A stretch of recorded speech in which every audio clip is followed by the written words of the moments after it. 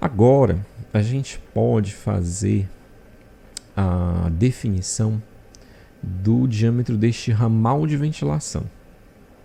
E aí a gente tem aqui, nesse caso, uma tabela específica para a gente definir as características, né, de diâmetro do ramal de ventilação. E nesse caso, esse ramal de ventilação, ele vai ter que lidar com a ventilação do banheiro inteiro. Então serão todos esses elementos aqui.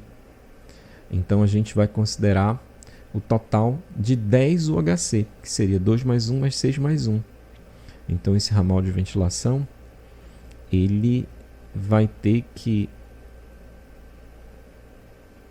fornecer, né, a vazão de ventilação para 10 UHC.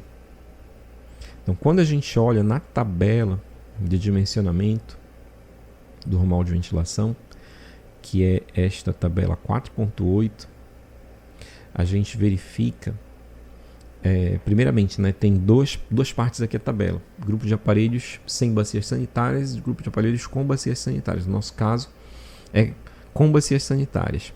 Então, o número de UHC até 17, né, a gente vai usar 50 milímetros para este ramal de ventilação. Então, é exatamente este caso que a gente se encontra, né?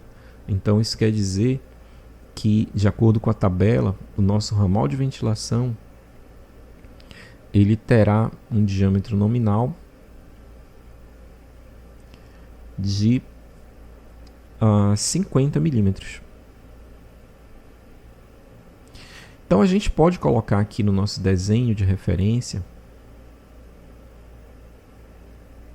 que este nosso ramal de ventilação, o diâmetro dele será de 50 milímetros. Pronto. Agora nós vamos fazer o dimensionamento do tubo de queda. Para nós fazermos esse dimensionamento do tubo de queda, a gente tem que levar em consideração que esse tubo de queda, ele vai servir para todos os 7 pavimentos.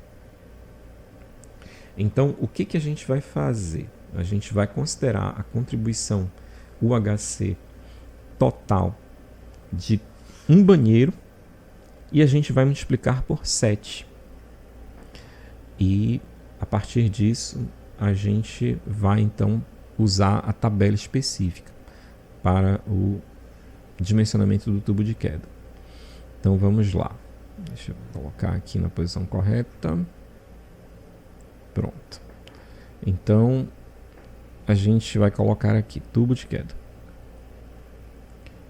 Como cada banheiro, a gente viu que ele tem uma contribuição de 10 UHC,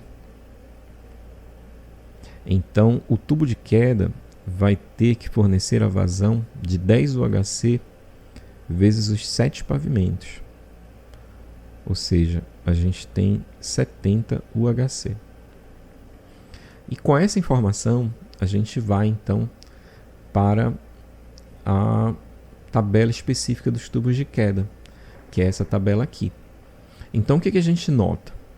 A gente tem aqui para prédios de até 3 pavimentos e para prédios com mais de 3 pavimentos.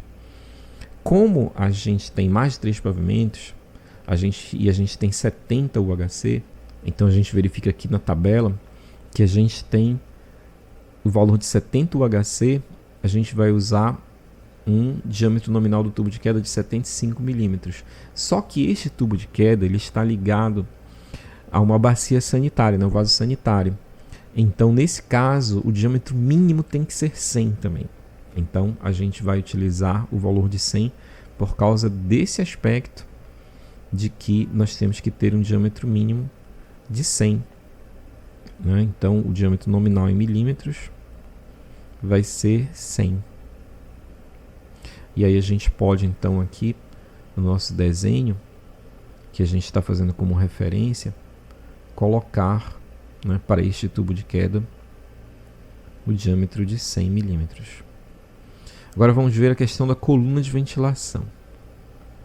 Na coluna de ventilação, a gente tem que usar informações do valor de UHC que a gente vai ter que ter para cada banheiro, mas também a gente vai ter que levar em consideração a altura dessa coluna de ventilação total. Nesse caso, cada banheiro vai ter 10 UHC e a gente então vai ter uma quantidade de UHC para essa coluna de ventilação que vai ser exatamente a quantidade UHC do tubo de queda. A gente vai ter 70 UHC.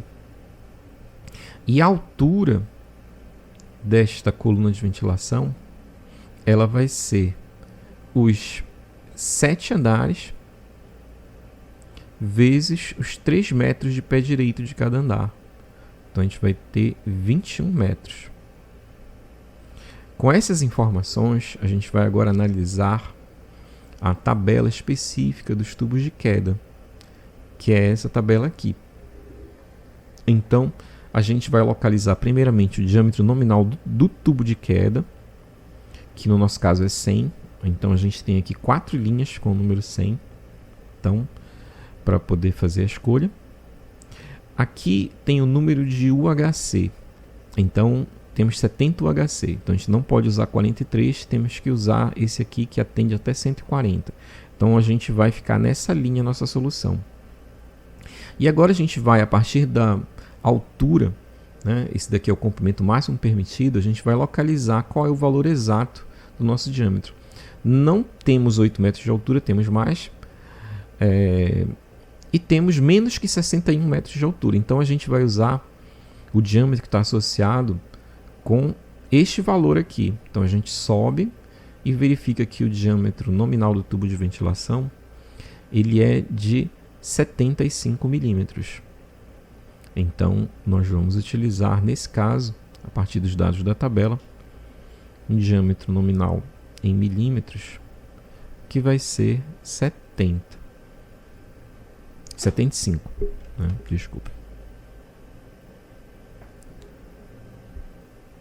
Note que no caso da coluna de ventilação, a norma não especifica aquela restrição que tem que ter um diâmetro mínimo de 100 milímetros para o caso da gente ter essa coluna de ventilação, né, atendendo também a vaso sanitário, como acontece no caso dos tubos de queda. Bom, então a gente vai agora no nosso desenho esquemático, né, que a gente está tomando como referência.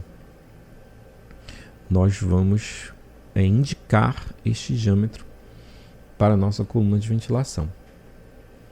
Então a gente vai ter um diâmetro para ela de 75 milímetros. Pronto. Agora falta a gente definir, né, o dimensionamento dessa rede de subcoletores. Para isso, a gente vai fazer uma tabela auxiliar. Esta tabela auxiliar, ela vai